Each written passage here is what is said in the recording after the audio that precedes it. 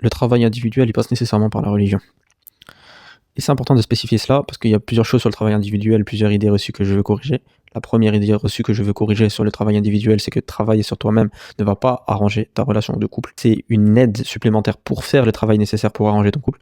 Donc, il y a un chemin à prendre, un voyage à faire, un changement à opérer pour pouvoir changer les choses dans ton couple. Ceci demande des efforts, ceci demande de la résilience, ceci demande de la patience, ceci demande de savoir supporter des difficultés, de savoir faire preuve de discipline. Et cette discipline, on l'acquérit difficilement sans un travail interne. Donc le travail interne, il facilite ce travail. Comme celui qui monterait une affaire, celui qui monte une affaire, un business, qui fait un projet, à la fin des comptes, juste faire des techniques de respiration, juste travailler sur sa routine, avoir une meilleure hygiène de vie, ça ne va pas lui donner du succès dans son projet. Son projet ne va pas tout seul devenir un projet à succès. Il faut qu'il fasse un travail d'entrepreneur, un travail de gestion de projet, de création de projet. Très bien.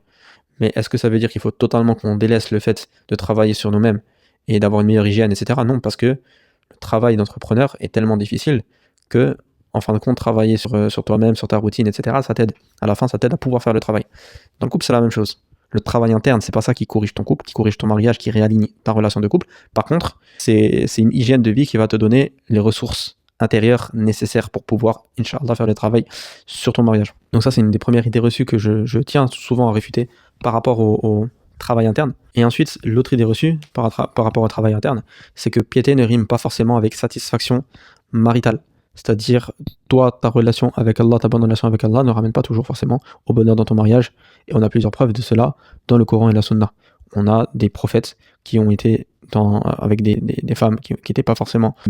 Je ne vais pas critiquer par adep envers les prophètes, mais Allah les a mentionnés comme étant des femmes, on va dire, d'un niveau pas très bien. Subhanahu wa ta'ala, mais on a également des couples de sahabat, sahabiyat, donc, où l'homme et la femme étaient tous les deux des gens très pieux, mais dont on sait qu'ils n'ont pas forcément fini en mariage satisfait.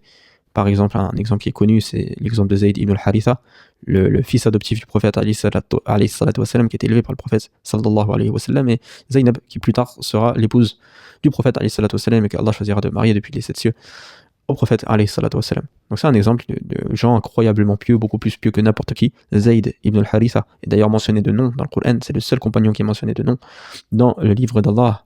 Et pourtant, ça n'a pas empêché que lorsqu'il s'est marié avec Zaynab, qui était l'une des femmes du prophète, donc l'une des meilleures femmes qu'a vu l'humanité, et ben qu'il n'y a pas eu de satisfaction dans ce mariage, ils n'étaient pas heureux ensemble. Il y a d'autres exemples bien sûr, et il y a des compagnons qui ont divorcé, ce qui montre que la piété ne rime pas avec succès marital.